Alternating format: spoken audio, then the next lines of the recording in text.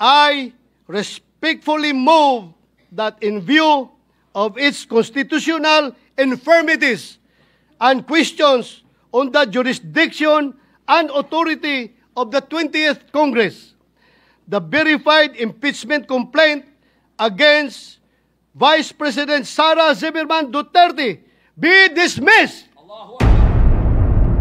Now, imagine a House of Representatives that built and filed the impeachment complaints against Vice President Sara Zimmerman Duterte. Trabahong inupuan sa simula. At noong papalapit na ang deadline, biglang naging buzzer beater. Mabilisang pinasa sa atin at ngayon tayo naman ang pinipilit at minamadali. Pinapagalitan pa nga, that is your sworn duty. Tama na ang pamumulutika. This is undue delay. Sandali. Bakit kaya sa pagkakataon at pangyayaring ito, tila madali lang para sa atin ang sabihin, andito na tayo eh. Andyan na nga eh. Mr. President, the House of Representatives are of the belief that they have built a solid case against Vice President Sara Zimmerman Duterte, prompting them to file an impeachment case. But how sound are the foundations of this impeachment case filed against the Vice President? Gamat tungkulin o obligasyon natin sa Senado na mag-convene bilang impeachment court, responsibilidad din natin na maging mapanuri at critical sa impeachment complaint na ipinasa rito sa ating bulwagan. As I usher in my 6th year in the Senate, my 39th year in public service, Mr. President, I can say I have gotten better at spotting irony. What we refuse to let happen to our houses, we seem to have allowed our House of Representatives to do in broad daylight, right under our noses, and at the expense of our institution's esteemed reputation. With this, Mr. President, my dear colleagues, allow me to express my serious concerns surrounding the constitutionally unsound foundation of the articles of impeachment that the Senate is set to tackle. Article 11, Section 3, Paragraph 2 of the 1987 Philippine Constitution provides that a verified complaint for impeachment may be filed by any member of the House of Representatives or by any citizen upon a resolution of endorsement by any member thereof, which shall be included in the order of business within 10 session days and referred to the proper committee within 3 session days thereafter, keeping in mind the aforementioned constitutional provision. Recall that on December 2, 2024, the first impeachment complaint against Vice President Duterte was filed before the Secretary General of the House of Representatives. The second and third impeachment complaints were filed on December 4, 2024 and December 19, 2024, respectively. These complaints were each endorsed by members of the House of Representatives. While the Constitution requires that a complaint for impeachment must be included in the order of business within 10 session days, the House of Representatives rules of procedure in impeachment proceedings require the Secretary General to immediately refer the complaints to the Speaker. Despite this, no action was ever taken by the House on the 3 impeachment complaints filed. Hindi po ito simpleng pagkalimot, Mr. President. Ito po ay tahasang pagsantabi ng kanilang internal rules at constitutional provision. Sinadya po nila na baliwalain ang konstitusyon. Maliwanag po ito sa mga naging panayam kay House Secretary General Velasco. In media interviews, the Secretary General publicly disclosed that the members of the majority of the House of Representatives asked him to withhold the transmittal of the impeachment complaints to the Speaker. Their goal then was to give themselves more time to decide whether or not to file another impeachment complaint. Pinaghintay po ng mayorya ng House of Representatives ang tatlong impeachment complaint. May ganyan po ba silang kapangyarihan? Tila po, ito ay matatawag na grave abuse of discretion. Then, on February 5, 2025, more than 2 months after the first impeachment complaint was filed, the House of Representatives took the fast-track route according to Secretary General Velasco. Kung ang tatlong naunang impeachment complaint ay pinadaan sa EDSA, mukhang sa Skyway po ang piniling landas ng House para sa pang-apat na impeachment complaint para maiuwi ito sa Senado.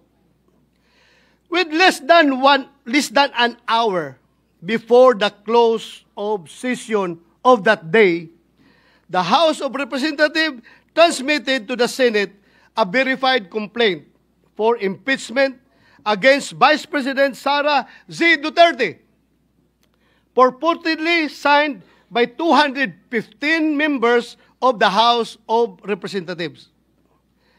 My honored colleagues, had the House complied with their own rules and the Constitution, the 3 previous impeachment complaints would have been referred to the appropriate committee by the time the present impeachment complaint was filed and sponsored by the members of the House of Representatives.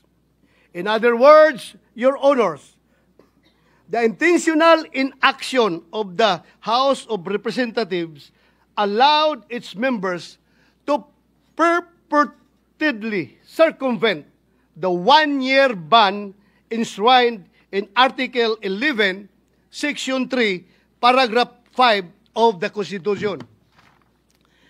Given the glaring circumvention of the Constitution, should we allow impeachment complaints which are constitutionally infirm to be heard and tried by this body?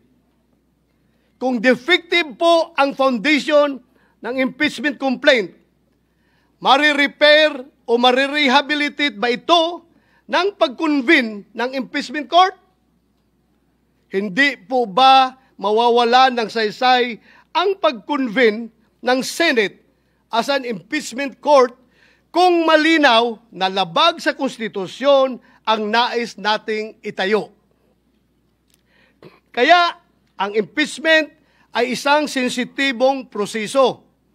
Sa pagsampa pa lamang nito, binabato na agad ang akusado ng putik na kahit maakwit ay tila habang buhay nang nakamansa sa kanyang pagkatao.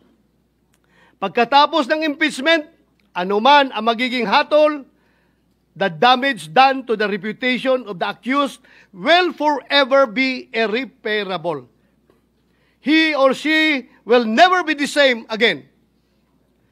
Some of the members of this august body may not agree with me and may take a different view as to whether the 1-year ban has been violated by the House of Representatives. To settle this issue, the separate opinion of Chief Justice Renato Espuno in Francisco versus House of Representatives provides this body a direction on the course of action that we may take when confronted with the same issue I laid down.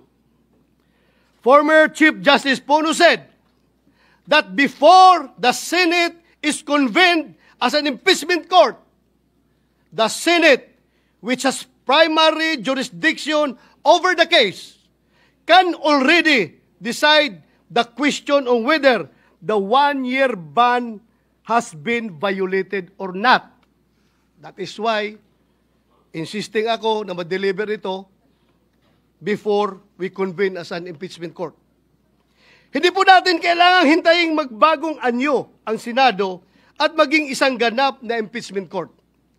Ngayon pa lamang ay maaari na nating pagdesisyonan ito.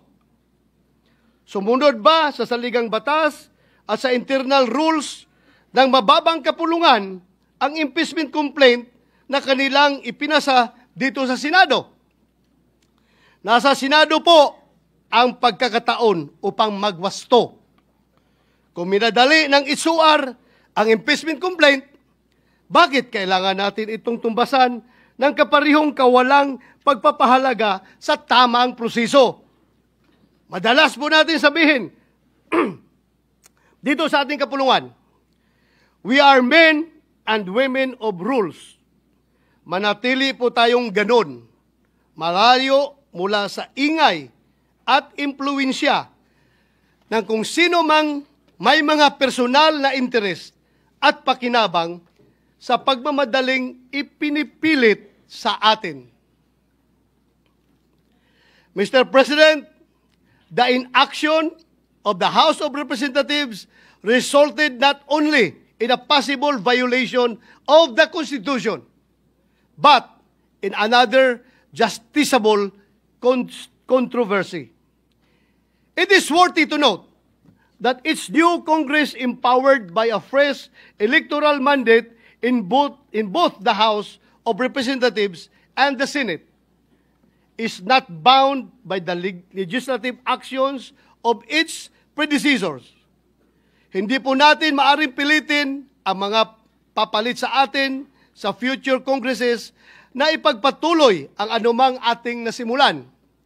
Sabi nga po ni President Chis Escudero kahapon, the Congress cannot pass an irrepealable law. Lahat ay pwedeng baguhin at galawin ng mga sumusunod na mahahalal sa Kongreso. Maari pong hindi sila gumalaw at hayaan lamang na nakatiwangwang ang anumang proceeding na sinisimulan ng mga nauna. When the fourth impeachment complaint was submitted, the 19th Congress was teetering on the brink of a long slumber. The Senate is now being urged to convene with only 2 session days, 20 days remaining before the 19th Congress closes. Hindi man po ako abogado, alam ko pong walang kaso, mapasibil, administrative, o kriminal na dinidinig sa loob lamang ng isang buwan. Naghihingalo na po ang buhay ng 19th Congress. Bakit po natin ipipilit pa kung ang pintuan ng 20th Congress ay malapit nang magbukas? Malinaw naman po sa ating Rules of Procedure on Impeachment Trials, kailangang isumon ang person impeached para paharapin sa Senado. Kailangan din siyang bigyan ng 10 araw para mag-submit ng kanyang answer. 5 araw naman ang ibinibigay sa mga prosecutor para mag-file ng kanilang reply. Kaya po, kahit mag-convene ng impeachment court bukas, summon at pagtanggap lamang sa pleadings ang kayang magawa ng 19th Congress. Sigurado na po tayo na ang trial kasama ang pagrepresenta ng ebidensya ay magaganap sa 20th Congress, kung saan bago na po ang komposisyon ng Senado at mababang kapuluan. Because of the change in members, questions are being raised on the jurisdiction of the 20th Congress to carry on with an impeachment trial commenced in the previous Congress. Should the 19th Congress convene an impeachment court, what assurance exists that the 20th Congress would continue the trial? Without such assurance, any efforts by the 19th Congress would constitute a significant waste of government resources. Even the authority of the House of Representatives to continue prosecuting is being questioned since the said complaint was filed by a House of a different composition. In fact, some of those who signed the complaint failed to secure a seat in Congress in the recently concluded elections. Mukhang kailangan po natin ng positive act from the 20th Congress House of Representatives na kanilang itutuloy ang impeachment complaint na ginawa ng 19th Congress House of Representatives. Mr. President, the constitutionally given power and mandate of the Senate to try and decide all cases of impeachment is an immense responsibility that must be exercised in good faith, with sincere intention to fulfill a solemn oath, not with haste, but with careful circumspection, mindful of both the political and legal nature of the exercise. Ang impeachment ay isang proseso na hindi lamang mag-aalis sa pwesto ng isang mataas na opisyal ng pamahalaan. Ito ay isang armas laban sa sinuman na hindi umaayon sa kagustuhan at mga interes ng mga kaaway sa politika.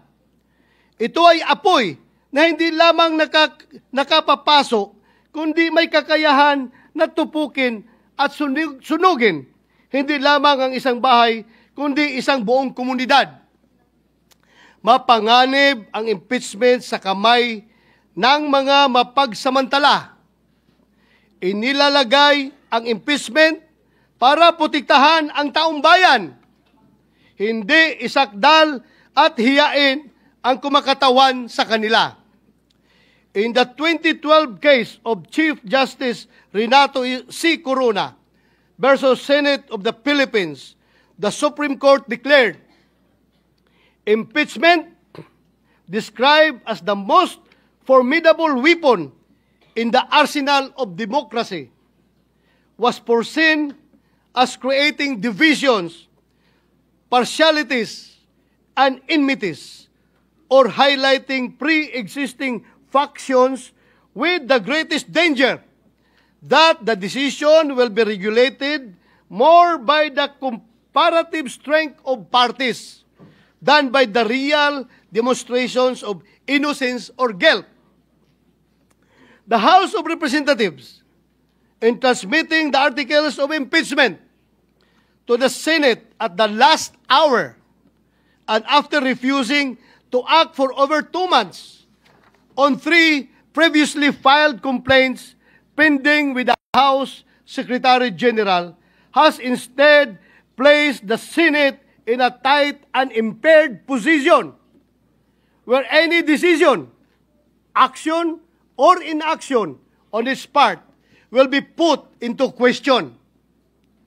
An acquittal, conviction, or even the propriety of proceeding with trial will be hounded not only by legal or constitutional questions, but by accusations of extreme bias, partiality, and lack of sufficient deliberation. Lagi kong sinasabi, Mr. President, hindi ako abogado. Nevertheless, this cannot disqualify me from speaking against possible constitutional blunders. Hindi kailangan maging engineer para masabi ng isang tao na unlivable at hindi ligtas ang isang bahay o building. Alam nyo, alam natin, kung kailan matibay at pulido ang pagkakagawa katulad ng isang bahay na bato. Alam din natin kung kailan hindi. When the floor starts to crack, when the walls begin to shift, and when leaks appear where there should be none, there and then, Mr. President, there and then, forthwith, we say, this was not built well. Gayon din sana sa impeachment case na ito. The cracks and holes have begun to show. Alam nating may mga tanong na hindi pa nasasagot, lalo na patungkol sa constitutional soundness ng nasabing impeachment complaint. It is my humble opinion then, Mr. President, that with this knowledge must come swift and intelligent action. Kung gaano natin kabilis i-condemn at ipagiba ang mga strukturang hindi ginawa ng maayos, ganon din dapat tayo kabilis umaksyon kung ang nalalagay sa alanganin ay ang ating konstitusyon. I respectfully move that in view of its constitutional infirmities and questions on the jurisdiction and authority of the 20th Congress, the verified impeachment complaint against Vice President Sara Zimmerman Duterte be dismissed. Allahu Akbar.